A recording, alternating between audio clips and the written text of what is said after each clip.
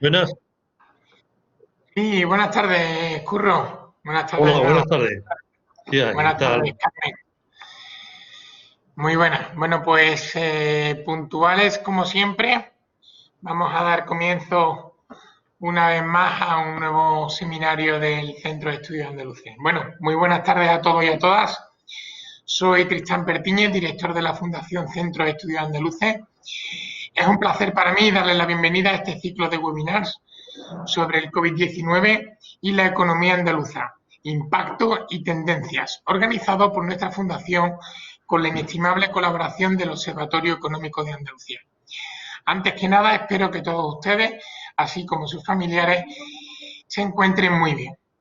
La Fundación Centra es una fundación pública adscrita a la Consejería de la Presidencia, Administración Pública e Interior de la Junta de Andalucía, entidad de carácter científico y cultural sin ánimo de lucro que tiene como objetivo fundamental el fomento de la investigación científica y la generación de conocimiento sobre la realidad social, económica y cultural de Andalucía, con el objeto de contribuir positivamente a la toma de decisiones de las instituciones públicas y privadas que influyen en el desarrollo social, político, económico y cultural de nuestra comunidad autónoma. En primer lugar, mi agradecimiento una vez más al catedrático de Economía Aplicada de la Universidad de Sevilla, Curro Ferraro, presidente del Observatorio Económico de Andalucía y director del anuario Yolí de Andalucía, por coordinar este webinar, y a nuestra experta invitada de hoy, la profesora Carmen Pérez López, profesora de Finanzas de la Universidad de Sevilla y experta en financiación de pymes. En los próximos meses vamos a decidir qué vamos a hacer en el próximo medio siglo. Permitirme que tome prestadas estas palabras del profesor Manuel Hidalgo para poner sobre la mesa la importancia de la toma de decisiones en las que estamos envueltos durante estos días y, por tanto, de la pertinencia de este ciclo de seminarios a través de Internet. Un ciclo dividido en 4 bloques. El primero de ellos, que tuvo lugar el pasado martes, acerca de la aparición de la crisis y de sus efectos, a cargo de Ernesto Mesa, puso sobre la mesa relevantes datos sobre la incidencia de la pandemia en el PIB y en el empleo de Andalucía, desde inicio del 2020 hasta la actualidad. Les pedimos disculpas a algunos de los asistentes que pudieron asistir a este seminario por algunos de los fallos de sonido que hubo. Próximamente pondremos a vuestra disposición en nuestra web un resumen de la ponencia que comentaba. En este segundo bloque que inauguramos hoy, se centra en la respuesta a la crisis articulada por la Comisión Europea y el Banco Central Europeo, con la intervención de la profesora Carmen Pérez López. El tercer bloque, que tendrá lugar el próximo martes, hará un repaso de las medidas adoptadas por el Gobierno y la Junta de Andalucía, con la intervención del ya citado Manuel Hidalgo, profesor de Economía Aplicada de la UPO y ex secretario general de Economía de la Junta de Andalucía. Y por último, el siguiente martes 29 de septiembre trataremos el balance de la crisis económica, previsiones y respuestas, con la intervención del coordinador de este ciclo, el catedrático Curro Ferraro. A continuación, nuestro coordinador de este ciclo de webinars nos presentará a la ponente y tras su intervención se habilitará el uso del chat para formular las preguntas que estimen oportunas todos los asistentes. Una vez concluida la sesión, colgaremos en el chat una breve encuesta que le agradecemos de antemano que nos devuelvan cumplimentada. Muchísimas gracias y, por favor, Curro, tienes la palabra. Muchas gracias, Tristán, y muchas gracias de nuevo al Centro de Estudios Andaluces por acogernos en estas sesiones de webinar, ¿no? Nuestra intención es hacer un balance objetivo y riguroso, pero accesible también, de qué es lo que está ocurriendo en la economía andaluza, cuál es el impacto de la crisis sanitaria en la economía andaluza, cuáles son las actuaciones que han realizado las instituciones internacionales, como las que se van a referir en el día de hoy, y también nuestras autoridades, el Gobierno de España y el Gobierno andaluz, la Junta de Andalucía, y ver cuáles son las perspectivas que tenemos, un marco de unas elevadísimas incertidumbres, qué impacto vamos a tener y cuáles son las previsiones que tenemos en el medio plazo. Esa es nuestra intención, ofrecer, como digo, un balance ponderado sobre la crisis, la más grave probablemente, que hemos vivido casi todos los que estemos ahora mismo participando en esta sesión en streaming. Pero no me alargo en introducción porque la materia de hoy tiene mucha sustancia, tiene mucho que contar y no le quiero quitar tiempo a Carmen López, perdón, a Carmen Pérez. Carmen Pérez es la ponente del día de hoy. Ella es licenciada en Filosofía y en Ciencias Económicas, es doctora en Administración y Dirección de Empresas, ha trabajado en Banesto, fue gestora de cuentas de banca corporativa y en la actualidad es profesora de finanzas corporativas y de mercado en la Universidad de Sevilla, ¿no? También colabora con consultoras privadas y también semanalmente escribe una aportación en los periódicos del Grupo Yolín, normalmente que hace referencia a la evolución de las finanzas en nuestra región y en el mundo en general, ¿no? Es una investigación que tiene centrada fundamentalmente en la finanza o la financiación de las pequeñas y medianas empresas y especialmente se ocupa de asuntos relativos a Andalucía y pymes andaluzas, ¿no? Así que dejo con Carmen Pérez. Al final de su exposición, pues creo, ya saben, como ocurre con otros webinars anteriores, pueden formular las preguntas que estimen oportunas o los comentarios que estimen oportunos y yo trataré de formulárselo a nuestra ponente de hoy. Nada más por mi parte por ahora y adelante, Carmen, cuando quieras. Vale, muchas gracias, Curro. Buenas tardes a todos. Primero quiero dar las gracias voy a un momentito que voy a compartir la transparencia. Quiero darle las gracias, por supuesto, al Centro de Estudios Andaluces y al Observatorio Económico de Andalucía por haberme invitado a participar en este seminario para analizar el impacto de la pandemia en la economía andaluza y las tendencias, es decir, las perspectivas de futuro. A mí me ha tocado en esta segunda sesión contaros cuál ha sido la respuesta que ha tenido Europa a esta crisis. Vamos a ir viendo las distintas iniciativas que se ha tomado desde Europa, pero sobre todo vamos a intentar ver en qué medida estas iniciativas, estos programas que ha puesto en marcha Europa a causa de la pandemia, van a protegernos a nosotros. Es decir, vamos a primero a describirlas, pero sobre todo vamos a ver en qué nos beneficia, es decir, cómo nos pueden proteger todos esos programas, sobre todo dada la pésima situación de las finanzas españolas al principio de la pandemia. Y vamos a ver estas medidas, como os decía, pero que en realidad no es un paraguas, sino que son dos paraguas.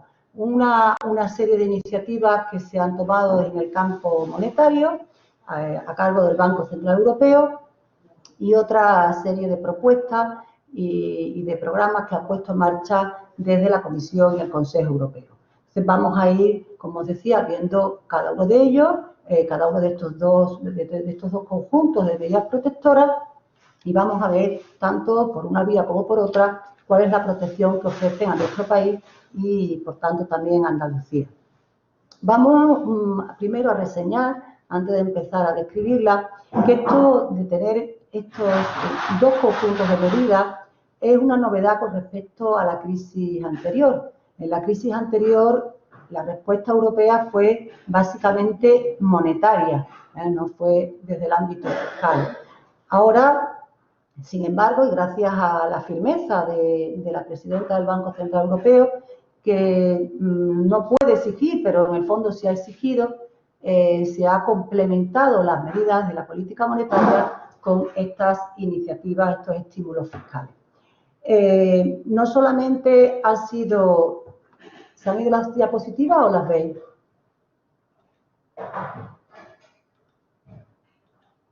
¿Se están viendo las diapositivas?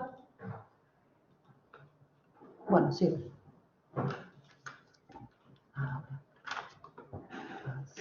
Ahora. No, se van.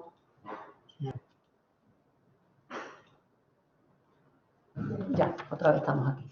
Os decía que esto es una novedad en esta crisis, esto que haya este complemento de los estímulos fiscales a la política monetaria y que básicamente ha sido por la firmeza de Christine Lagarde, la presidenta del Banco Central Europeo, y también porque la presidenta de Alemania, Angela Merkel, también ha entendido, y esto pues ha sido positivo, pero también nos puede dar idea de la envergadura de la crisis, porque Angela Merkel ha decidido tomar estas medidas y ha arrastrado a Europa a llevarlas a cabo, porque se ha dado cuenta cuando empezaron los confinamientos del desastre tan enorme que iba a suponer esta crisis y que lo que estaba en juego es la supervivencia de Europa. Entonces, el impulso y la firmeza de estas dos personas, tanto de Lagarde como de Angela Merkel, han hecho que en esta crisis sí contemos con estos dos paraguas, tanto el monetario como el fiscal.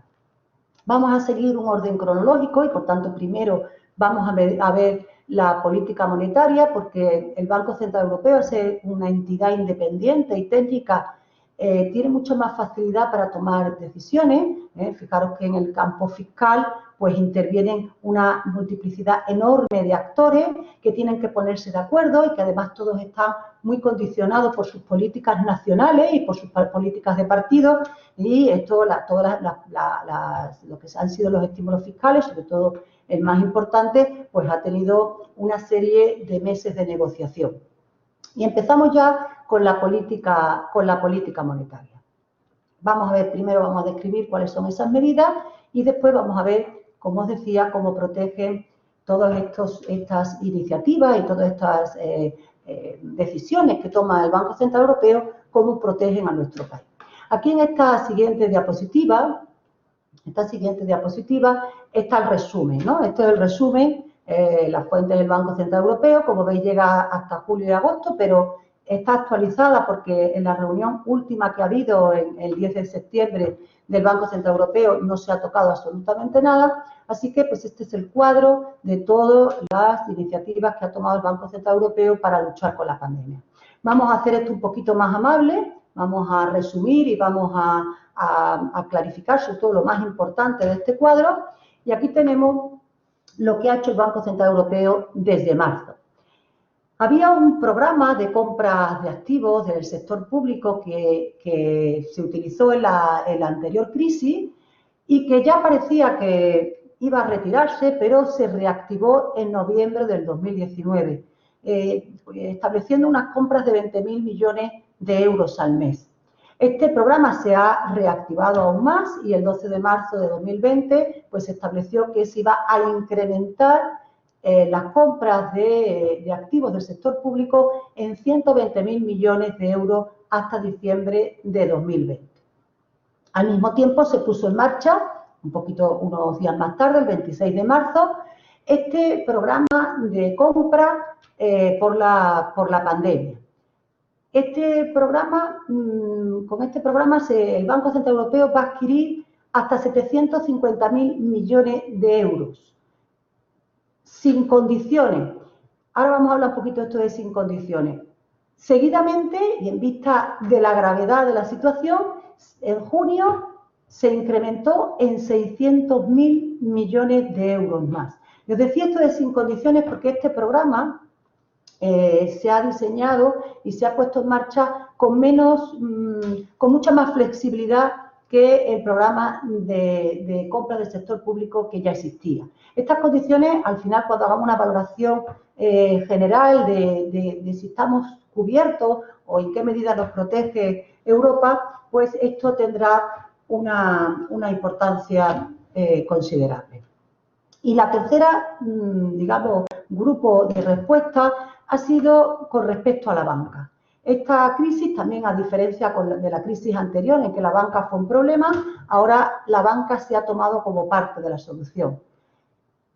Cuando se vieron que iban todas las empresas a parar su actividad, pues evidentemente se vio la necesidad de asistirlas financieramente, porque si no iba a ser un desastre y un impago en cadena. Si las empresas que necesitan esas entradas, esa facturación continua para poder atender a sus pagos, se le cortaban de repente, pues si no eran asistidas, pues ellas iban a impagar y a su vez esas otras iban a impagar y pues la economía iba a sufrir enormemente. Entonces se pensó que la forma de asistirlas financieramente era a través de la banca, que tiene una capilaridad enorme, es decir, que llega a todas las empresas y además con una rapidez grande.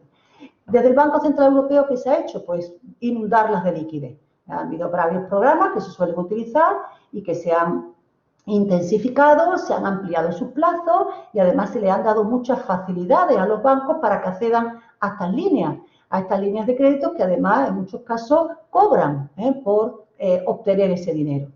Además, el mecanismo único de supervisión que está dentro del Banco Central Europeo también ha apoyado a la banca pues bajándole el listón. Es decir, si para llevar a cabo su actividad tienen que cumplir una serie de ratios y una serie de controles, es decir, un listón en un lugar determinado, pues lo que han hecho es bajarle el listón, es decir, relajarle la regulación al máximo para que ya puedan trabajar con total comodidad. También veremos cuando hagamos esa valoración final cómo la banca efectivamente se ha tomado como parte de la solución, una solución necesaria para poder llegar a todas las empresas, pero que también puede convertirse en un problema. Bueno, y ahora os he hablado de muchos millones, miles de millones, pero os voy ahora a intentar poner esto en perspectiva, es decir, que consigáis apreciar la magnitud de lo que se ha puesto en marcha. Para eso vamos a retroceder un poquito y vamos a ver cuáles fueron, por ejemplo, en el capítulo compras de activos, lo que hizo el Banco Central Europeo en la anterior crisis. Aquí tenéis las compras mensuales, este es el programa que os decía que era el más importante, el de compra de activos del sector público. Había otros programas, pero como veis son menos relevantes. Y las compras mensuales pues oscilaban 60.000, 80.000 millones cada mes. Aquí veis cómo ya en el 2019 parecía que el Banco Central Europeo iba a poder echar marcha atrás en las compras, es decir, paralizar las compras, aunque todo lo que había comprado se comprometía a reinvertirlo, pero por lo menos no seguir ampliando esas compras más tiempo, pero poco tiempo duró. Pocos meses duró porque al final de 2019 tuvo que reactivar, como os decía antes, ese programa de compras en 20.000 millones de euros mensuales. Aquí es cuando ya se habían apreciado síntomas de desaceleración en la economía. España se salvaba, pero Alemania, Italia, Francia, todas estaban teniendo unos crecimientos muy bajos, incluso nulos, y entonces se vio que había necesidad de volver a estimular y se reactivó el programa. Aquí veis ya los siguientes meses cómo entra ya en juego esta nueva reactivación que se ha hecho por la crisis. Si vemos esto de forma acumulada, lo podéis ver aquí, el total de compras que ha hecho el Banco Central Europeo por la anterior crisis pues llega a unos 2,8 billones de euros. Y os digo que todos estos 2,8 billones de euros además se reinvierten cuando alguno de los bonos que ha comprado llega a su vencimiento y el Banco Central recibe el principal, pues vuelve a reinvertirlo. Bueno, pues esto es la anterior crisis. Ahora os voy a enseñar otro gráfico para que veáis la magnitud de lo que se está haciendo ahora mismo. Aquí veis lo que están haciendo todos los bancos centrales, la Reserva Federal, el Banco de Inglaterra, el Banco de Canadá. Aquí tenemos lo que hemos visto en las transparencias anteriores, nuestras compras por parte del Banco Central Europeo de activos de bonos públicos. Veis cómo aquí se para en los meses y cómo se activa. Pero fijaros que en 9 meses, sí, en cerca de 5 años, el Banco Central Europeo compró 2,8 billones de euros. Ahora, en 9 meses va a comprar 1,5 billones de euros, solo en 9 meses. Y lo más probable es que en diciembre amplíe 500.000 millones más. Con lo cual, esto es una forma de que veáis la gravedad de la crisis para que se tomen unas medidas de estas dimensiones.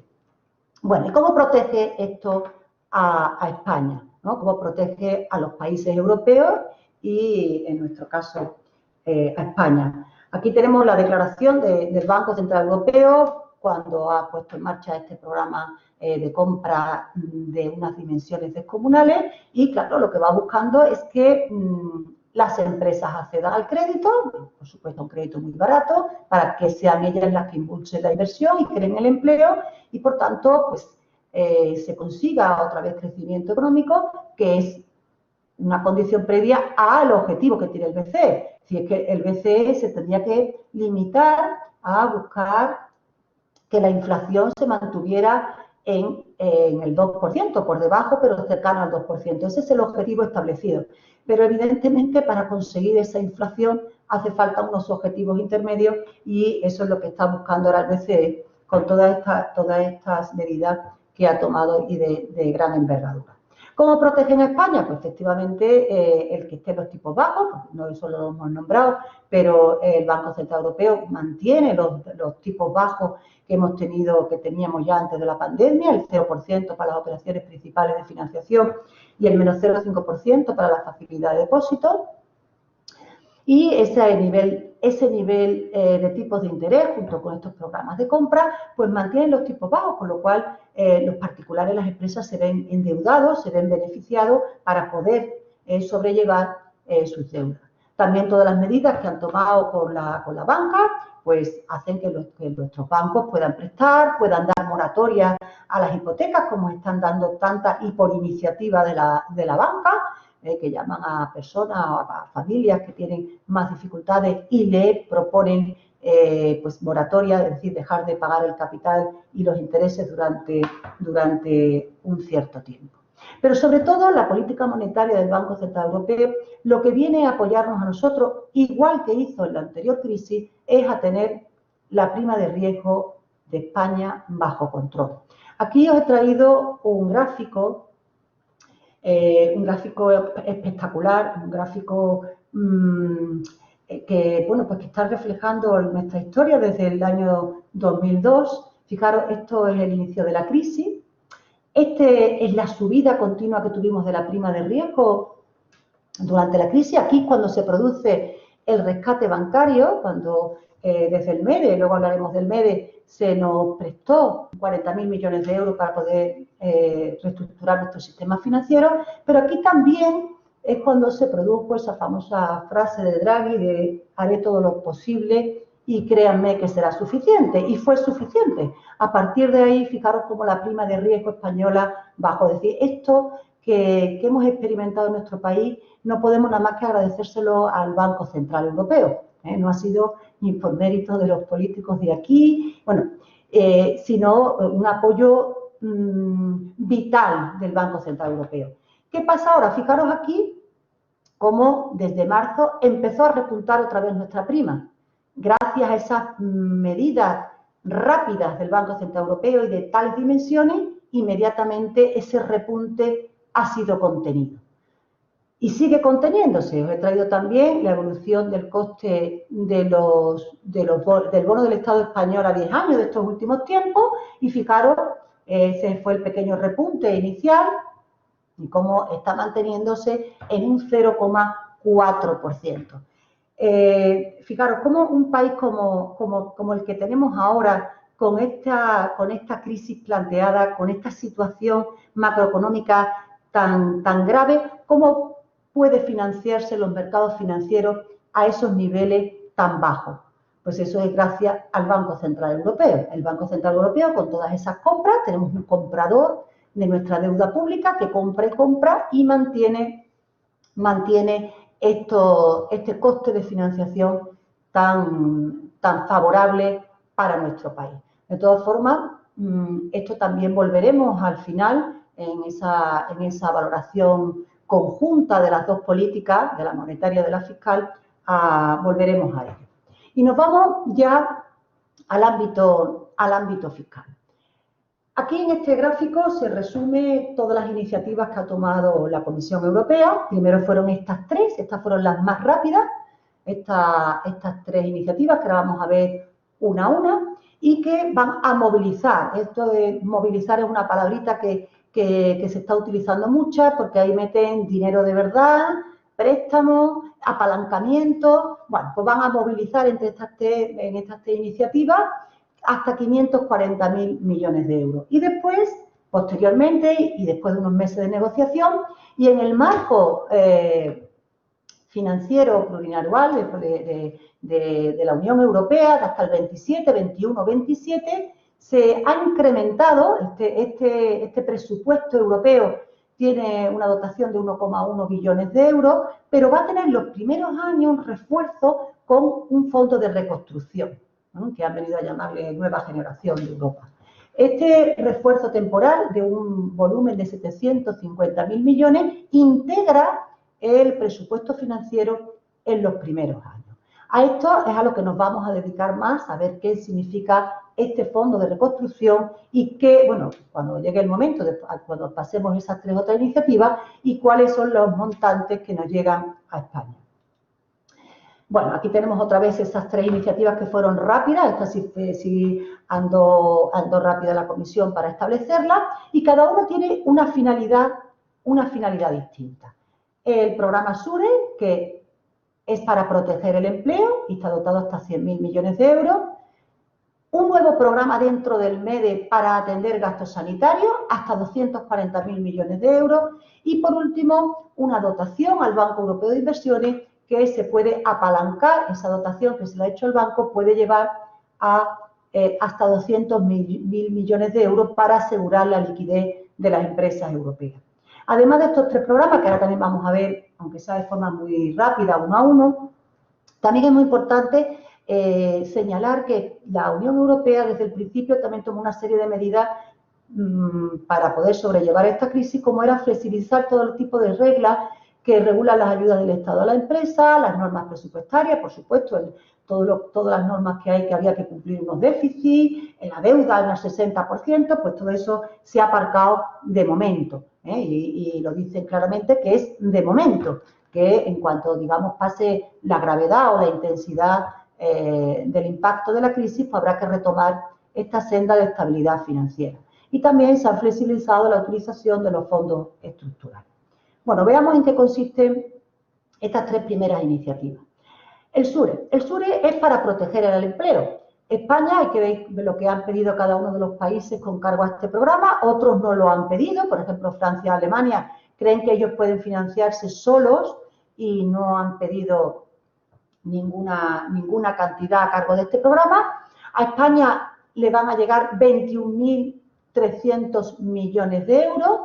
¿Y para qué los tiene que utilizar España? Pues para todas las medidas que a su vez haya tomado ya a nivel nacional para conservar el empleo. Es decir, los ERTE, las ayudas a los autónomos y otros programas que haya podido establecer para preservar el empleo en nuestro país.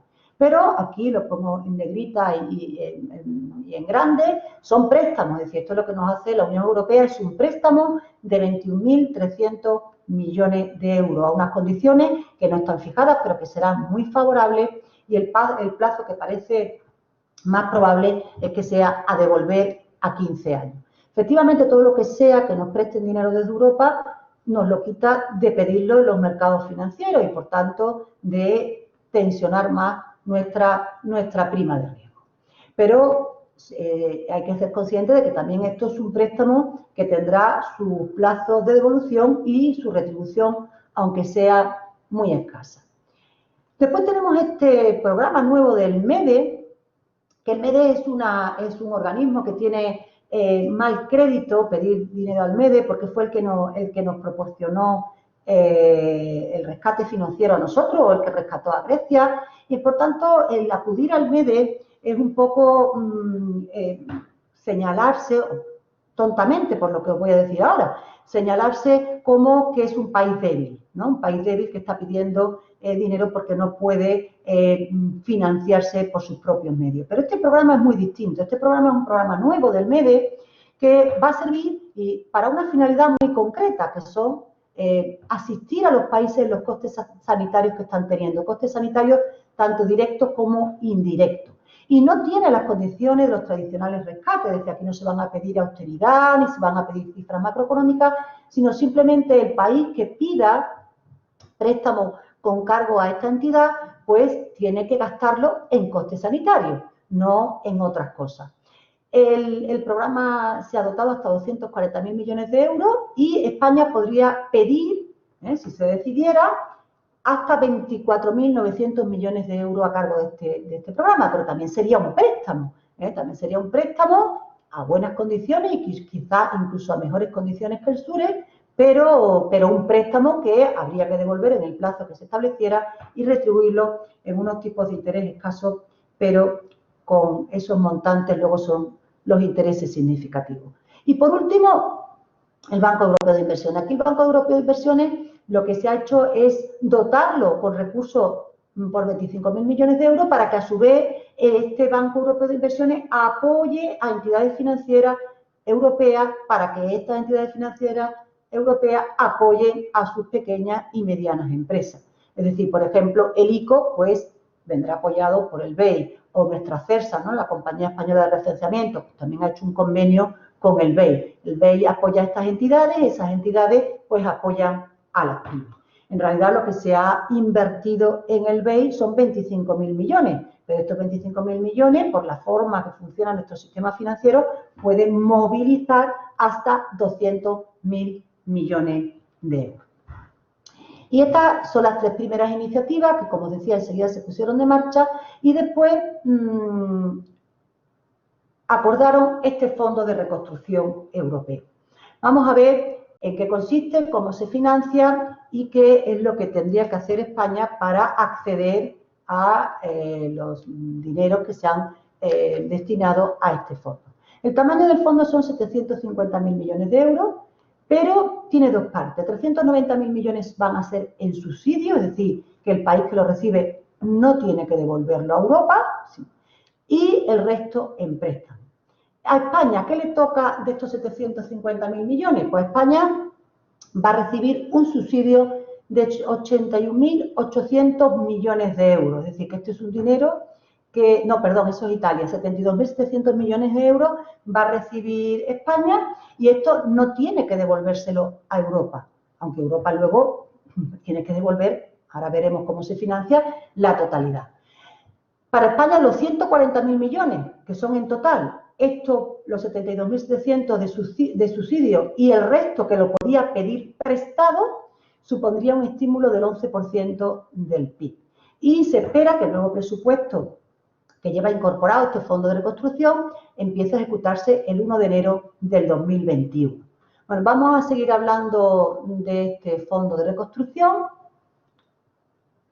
Aquí lo tenéis, como este fondo viene a complementar al marco financiero plurianual 2021-2027.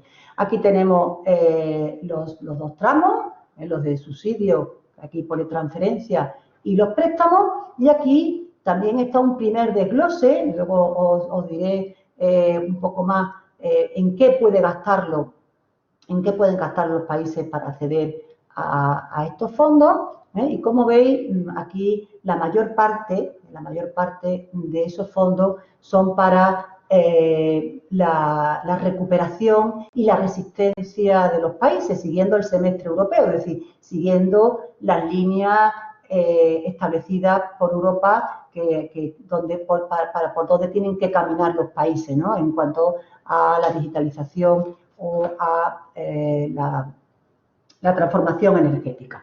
El objetivo de esta iniciativa, de este programa de reconstrucción, es facilitar la reconstrucción después de la pandemia, es decir, este ya no es sostener como los otros tres programas que hemos visto, sino reconstruir con programas de gasto alineados con las prioridades de la Unión y del presupuesto comunitario. Esto es lo que os decía, que van a ir ligados a las cuestiones y a las recomendaciones del semestre europeo.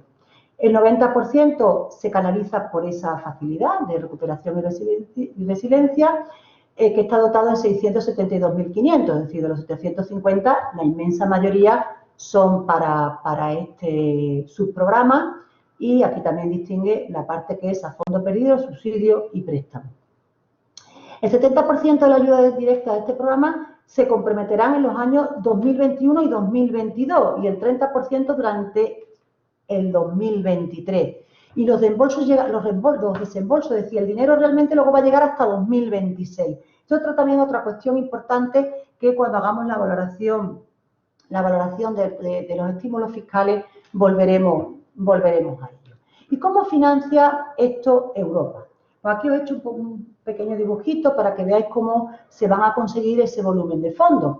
Europa, por primera vez, bueno, se ha financiado otras veces de forma conjunta, pero ni mucho menos a estos niveles, han sido pues cantidades mucho más inferiores, pero esta vez sí se ha conseguido que todos estuvieran de acuerdo en pedir un préstamo, porque lo que es emitir bonos es pedir préstamos en los mercados por el importe de 750.000 millones. Europa se va a endeudar emitiendo deuda, emitiendo bonos europeos y va a recabar ese dinero.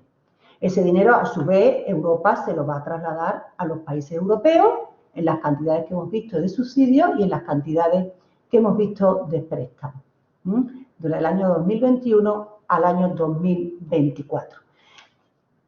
Los países que hayan pedido préstamos se lo tienen que devolver a la Unión Europea y con esas devoluciones pues atiende parte de las devoluciones de los bonos. Y el resto, lo que han sido subsidios, que hemos dicho como España que lo tiene que devolvérselo, pues Europa va a intentar no incrementar el presupuesto europeo anual, es decir, que no haya mayores contribuciones de los países a ese presupuesto, sino que va a intentar que esos intereses y ese capital de la parte de subsidios se aborde con nuevos impuestos europeos, impuestos a los plásticos, impuestos a las emisiones de carbono y impuestos a las transacciones financieras o impuestos a las grandes tecnológicas. De todas formas, todavía todo eso no está establecido. Pero se intentará que no sean los países los que luego tengan que poner dinero para poder atender a los desembolsos por esta parte de las emisiones que cubren los subsidios. Aquí también os tengo una transparencia de las distintas vías que ha diseñado Europa para poder solicitar fondos. Es decir, estos fondos no nos llegan de Europa, tanto los subsidios y los préstamos, y nosotros luego los gastamos. Si nosotros tenemos que decirle a Europa qué vamos a hacer, Europa valora ese qué vamos a hacer y mira si está dentro de las prioridades que nos tienen asignadas a nuestro país dentro de las recomendaciones del semestre europeo y las orientaciones de futuro, es decir, el camino por el que quiere que camine, que vaya a Europa, y si lo acepta, pues entonces nos llegan los fondos. Es decir, pero siempre va con la propuesta, con el proyecto por delante para recabar esos dineros. Aquí os tengo también dos enlaces, pero que no os voy a desarrollar, que vamos fatal de tiempo, así que ni entro. El que le interese, en estos dos enlaces va a ver muy desmenuzado todo lo que se ha establecido, todos los capítulos que componen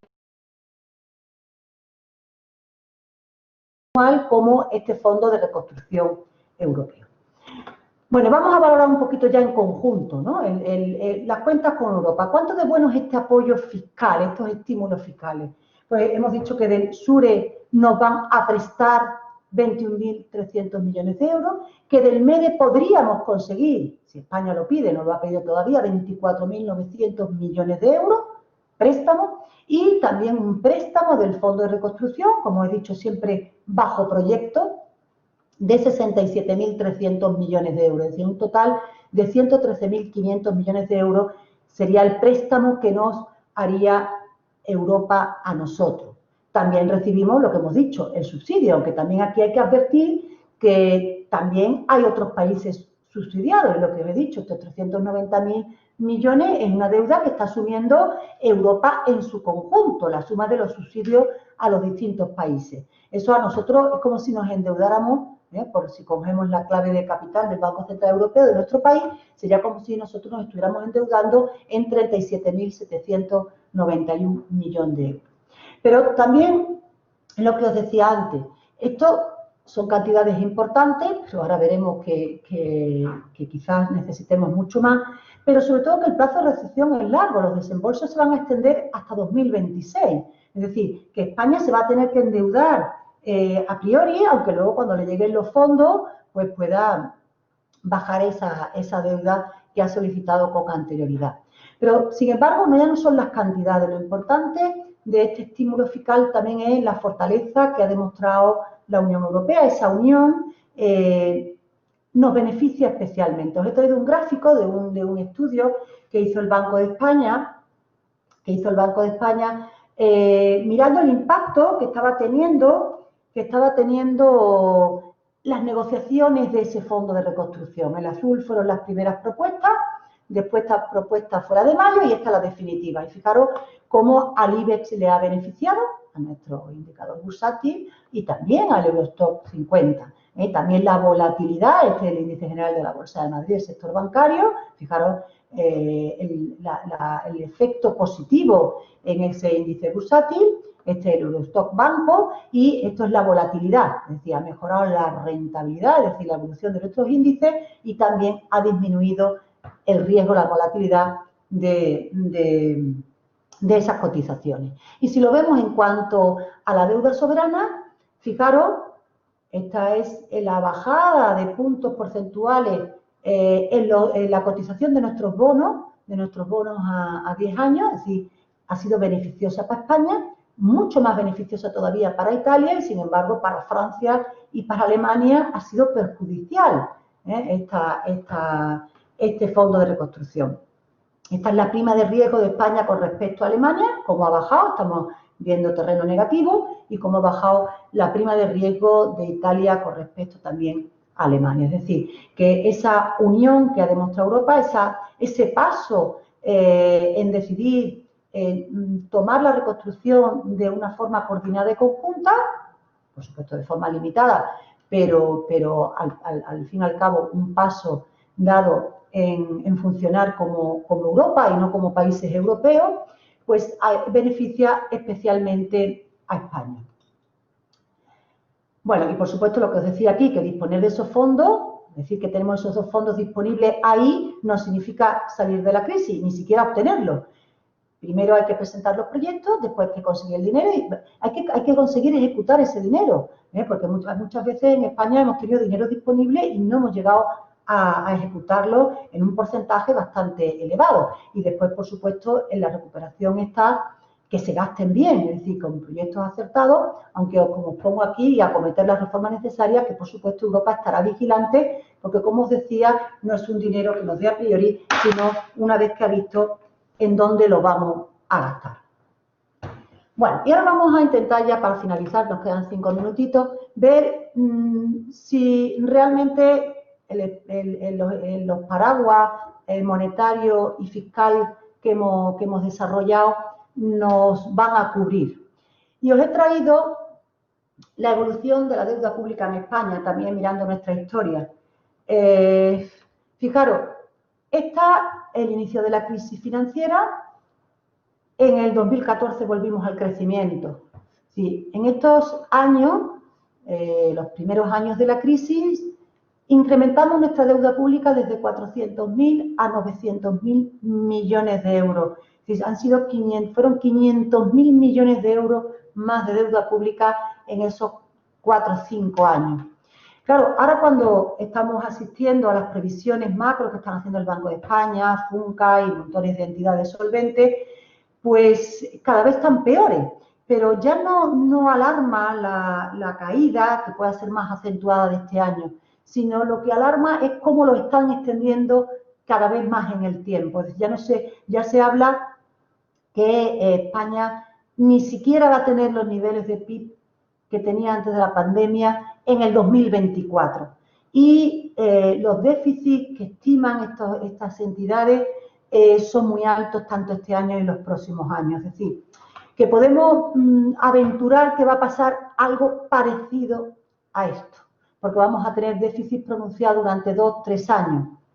Con lo cual, nuestras necesidades financieras van a exceder con mucho a lo que Europa va a proporcionarnos en forma de préstamo. Vamos a tener, aparte de que el gasto financiero anual va a ser muy importante, con lo cual pues también vamos a tener esa presión para también en los presupuestos anuales, pero España va a tener que acudir a los mercados a financiarse y a incrementar de forma fuerte su deuda. Aquí tenemos la deuda pública a junio de 2029, hoy ha salido la deuda pública en julio, ya hemos visto que hemos vuelto a crecer, es decir, vamos de récord en récord, pero que no es nuevo, vamos de récord en récord desde que empezó la crisis financiera pasada, no ha parado ni un momento de crecer. Aquí en 2014, pues nos llamaban agoreros a los que decíamos que era el momento de contener la subida de la deuda, pero no se ha hecho así y ahora nos vendría este colchón fiscal divinamente. Claro, otra vez nos volvemos a someter a los mercados y además en una situación de debilidad profunda, porque somos el país europeo más impactado por la pandemia, tanto a nivel sanitario como a nivel económico. Nuestro estrella, el sector turismo, pues es el que está siendo más golpeado y evidentemente pues el panorama que tenemos por delante en los próximos años pues es muy desalentador. Y cuando acudamos a los mercados financieros, el peligro es que suba nuestra prima de riesgo. Claro, el apoyo, lo que os decía antes, el apoyo del Banco Central Europeo va a ser crucial. Va a ser crucial para mantener la prima de riesgo a raya. Cuando en el 2012 la prima de riesgo llegó a un 7%, eso era el borde de la quiebra, de llegar a un estado fallido, porque o se pagaban los intereses o se le pagaban a los médicos y a los profesores. Con lo cual, pues, tenemos una situación muy complicada en cuanto a la evolución de la prima de riesgo, que de momento, como os decía, no se nota porque está ahí el Banco Central con esa bazooka tan inmensa que ha disparado.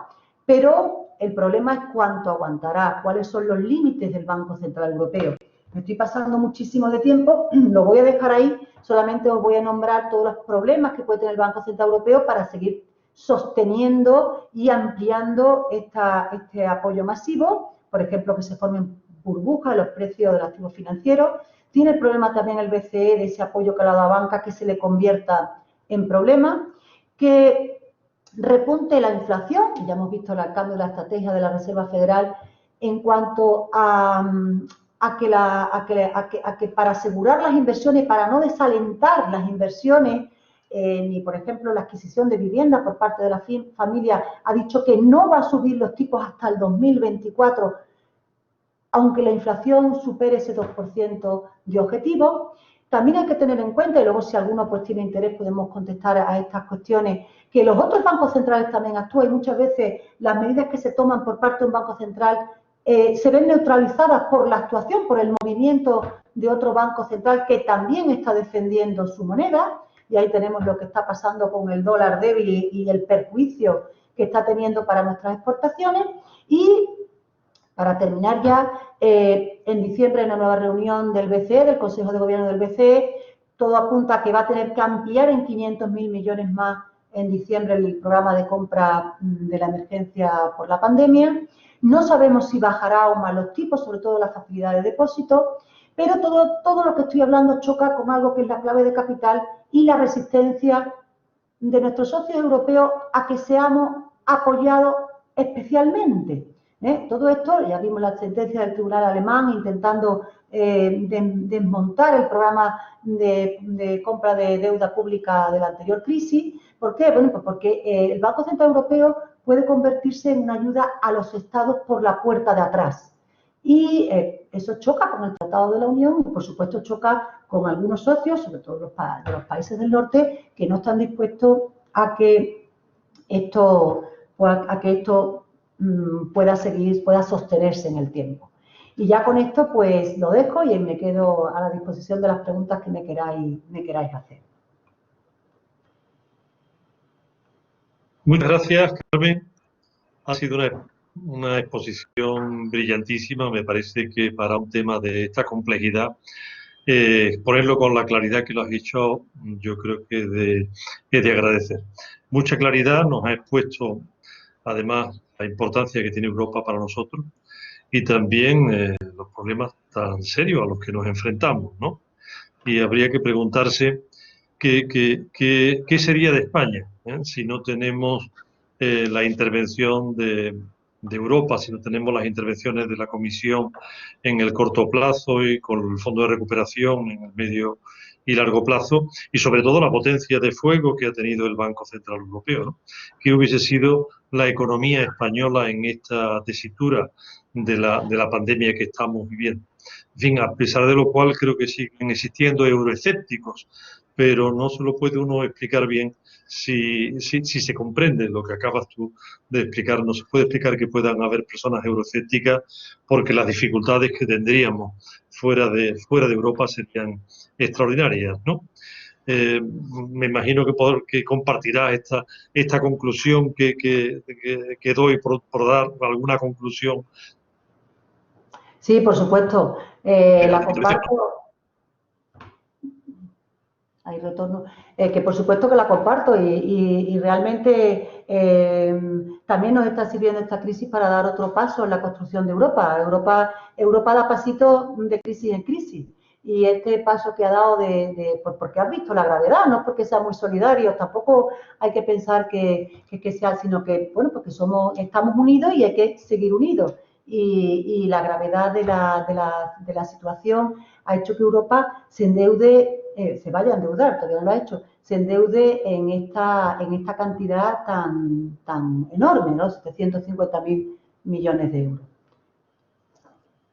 Muy bien, pues paso a realizar las preguntas que vienen escribiendo las personas que están participando en esta webinar en el chat. La primera de Victoriano Martín dice: el corto plazo ha sido expuesto magistralmente, pero ¿cómo ve el medio y largo plazo de la deuda? ¿Podrá España, de seguir así, hacer frente a sus compromisos?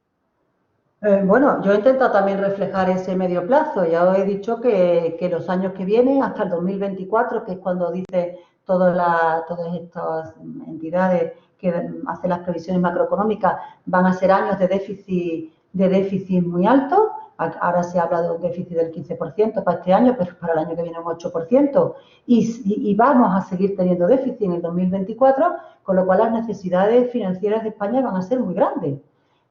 Lo he comparado con la anterior crisis y os he dicho el volumen tan inmenso de dinero que fue necesario para sobrellevar esos años y pues yo creo que va a poder España mientras que Europa aguante, así de claro lo digo, mientras que Europa aguante y mientras Europa nos apoye. Y por supuesto espero que Europa nos obligue a utilizar bien los fondos, nos obligue a hacer las reformas que son necesarias, porque es que han empezado el seminario de esta tarde diciéndolo, es que nos estamos jugando nuestros próximos 50 años. Además, fijaros, yo veo que en una guerra a la gente le tocaba una guerra y la sufrían ellos. Nosotros nos vamos a endeudar. Es decir, el virus nos ha tocado a nosotros y, sin embargo, todo lo que estoy hablando son préstamos, deuda, préstamos. Es decir, vamos a pasar una pandemia y el pastel se lo vamos a dejar a nuestros hijos y a nuestros nietos. ¿Qué menos que utilizar los fondos bien para darles las deudas, pero también darles una economía reconstruida y que pueda generar un crecimiento suficiente para llevarla? Muy bien, la siguiente pregunta es de Grego Labarta y dice: hola, buenas tardes. ¿Considera la ponente que Andalucía y sus instituciones están diseñando estrategias y proyectos que vayan encaminados a reducir el desempleo? ¿Qué se está programando? ¿Por dónde irán las líneas del futuro crecimiento de Andalucía? Industrialización, innovación y tecnología. Muchas gracias y ha sido un placer escuchar a la ponente. Me permito decir bueno, que muchas gracias por las preguntas que se hacen. Pero tal vez esta pregunta rebasa el sentido de la sesión de hoy, ¿no? Y trataremos de abordarla en esta pregunta. Yo creo que se va a abordar más en la sesión próxima y probablemente algo en la última. No obstante, como se ha hecho, dejo la palabra a Carmen.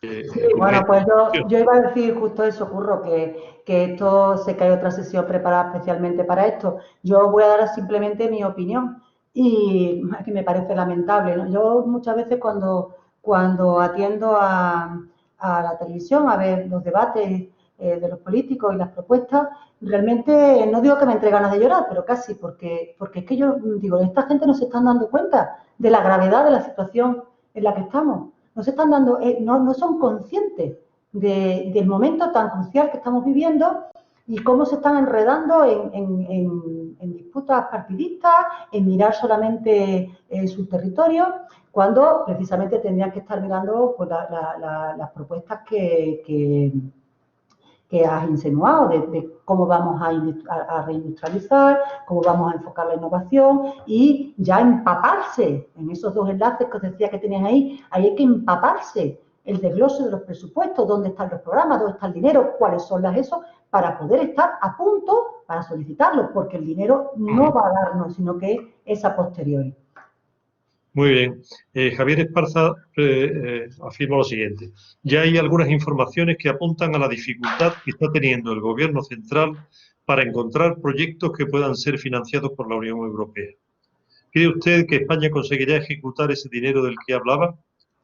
Gracias por su magnífica exposición.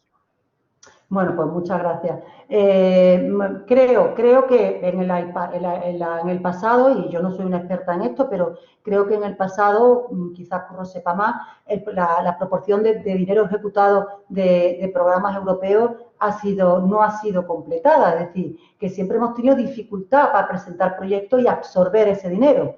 Por eso yo no entiendo cómo aquí en España no se está buscando a todos los expertos que haya para poder poner y realmente acaparar y captar ese dinero, porque de ahí pues va a venir nuestra recuperación.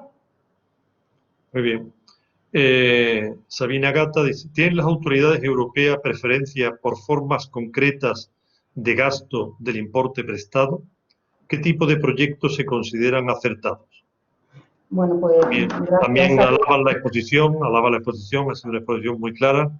Y sí. Bueno, mira, pues Sabina, claro que lo hay, claro que está. Ya os digo que en esos dos enlaces que os tenía, que no habíamos abierto por falta de tiempo, ahí está muy desmenuzado lo que quiere la Unión Europea, por dónde quiere que marchemos. También están las recomendaciones del semestre europeo. El semestre europeo es una labor que lleva la Europa diciéndole a cada país en lo que falla, en lo que tiene que reformar, qué tiene que hacer, y entonces ahí es donde están los proyectos que se pueden presentar para captar ese dinero para la recuperación. Siguiente pregunta de Inmaculada Martínez. ¿Cuándo empezarán a llegar recursos del Fondo de Recuperación? Bueno, pues en principio a partir de enero, pero a partir de enero se van a empezar a poder presentar proyectos. Hemos dicho que el proyecto el plazo de ejecución es hasta el 23 y otros hasta el 24, y luego los desembolsos, porque luego imagina los últimos que lleguen, pues los desembolsos hasta el 2026.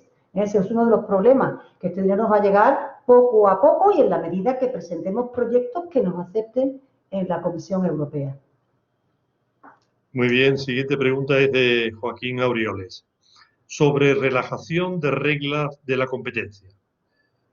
Alemania, el campeón de las ayudas directas a empresas en crisis, incluidas las de mayor tamaño. España, entre las más cicateras, especialmente con las grandes empresas.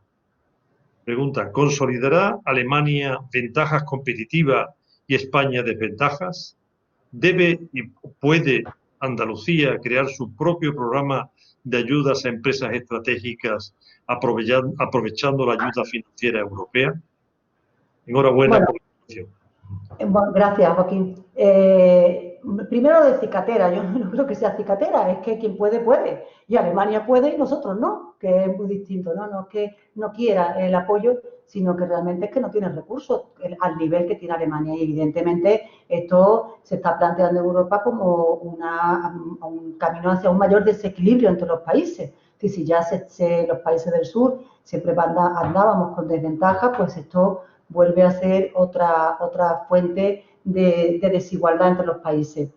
Y luego me dice la Andalucía, pues yo no lo sé cómo se va a instrumentalizar porque eso ya es un acuerdo que primeramente tiene que el gobierno decirle a las comunidades autónomas cómo va a ser ese reparto de ese fondo de reconstrucción para que desde las comunidades autónomas también empiecen a presentar proyectos. Me imagino que Curro o a lo mejor los ponentes de las siguientes sesiones que están más ligadas a la administración pues pueden contestarte mejor a esta pregunta. Siguiente pregunta de Martín Rizquez. ¿Cómo se asegurará la Unión Europea del compromiso de los países con la reforma que se le exija? ¿Cuándo se concretarán estas para España, si es que hay reformas concretas para cada país? Bueno, pues sí, esto ha sido uno de los motivos que ha retardado más la negociación, porque los países del norte querían que esto figurara. Quería que figurara que el desembolso de estos fondos va a ir parejo a el cumplimiento de las reformas necesarias y, sobre todo, al estudio de los proyectos y de dónde se iba a gastar el dinero y al control posterior de que efectivamente se gastaba para esos objetivos. Eso sí está establecido en la ley de presupuesto con el Fondo de Reconstrucción incluido, y sí está contemplado la forma en que se va a controlar que lo hagamos. Y yo estoy segura, además, que se va a hacer porque ha sido uno de los puntos de fricción. Lo que sí se ha conseguido es que no sea por una mayoría tan fuerte, porque si no iba a ser una situación poco operativa. Pero sí se han mantenido los controles. Carlos Usabiaga pregunta, ¿qué política fiscal, evolución de gastos e ingresos, espera que España va a desarrollar en los próximos años? ¿Qué supuesto en ese sentido hay detrás de las cifras de deuda pública proyectadas? Enhorabuena por la presentación. Muchas gracias, Carlos. Bueno, la evolución, yo no las hago, pero veo lo que hacen estos organismos y lo que establecen es déficit, es decir, que los gastos van a superar sobradamente a los ingresos fiscales. Volvemos otra vez, esto parece como una repetición de los años de la crisis financiera, a ver cómo los ingresos fiscales se vienen abajo por la menor facturación de las empresas, por la desaparición de las empresas, por la gente en el paro, que tiene menos contribución al impuesto de la renta de las personas físicas, por un menor consumo y, por tanto, un menor IVA. Es decir, los ingresos del Estado para abajo y los gastos para arriba, porque ahora están los ERTE, pero de muchos de esos ERTE luego habrá prestaciones por desempleo, hay que ese mínimo vital, es decir, los gastos de una sociedad que tiene una serie de estabilizadores que automáticamente saltan, que hacen que los gastos sean muy importantes justo en el momento en que los ingresos se vienen abajo y los déficits se disparan. Añádele unos gastos financieros importantes, porque aunque tengamos esos costes tan bajos, los volúmenes son muy grandes, con lo cual también eso es una parte del pastel, una parte de esa tarta de los impuestos que se lleva los gastos financieros y que también retroalimenta lo negativo, porque mientras más gastos financieros se lleve, pues más deuda hay que pedir, con lo cual pues más volumen de deuda a pagar en el futuro. Con lo cual, pues ya os digo que el panorama en estos próximos años pues no se ve nada halagüeño, y más cuando vemos la situación de la pandemia, que en vez de apaciguarse, pues que se está reactivando. Muy bien, Carmen. Aquí vamos a terminar la sesión porque el tiempo que teníamos asignado pues ya lo hemos sobrepasado. Y bueno, simplemente pues muchísimas gracias, creo que la sesión ha ido muy bien, y lamento que algunas de las preguntas que están formuladas pues no dé tiempo. En cualquier caso pueden dejar en la encuesta, pueden dejar también sus valoraciones y opinión. Gracias, y gracias a Tristán, que le cedo de paso la palabra para que cierre esta sesión.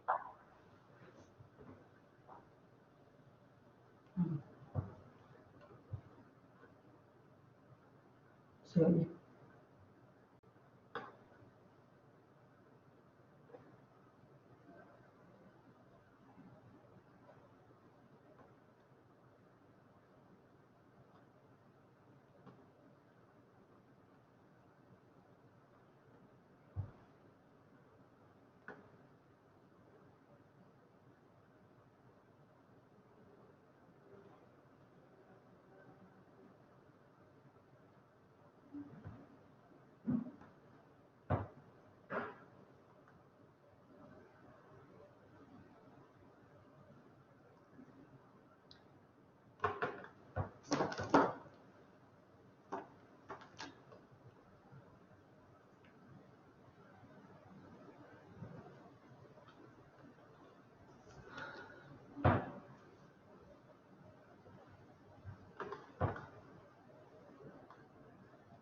Perdón, el audio que no se escuchaba, disculpe, que no se escuchaba el audio.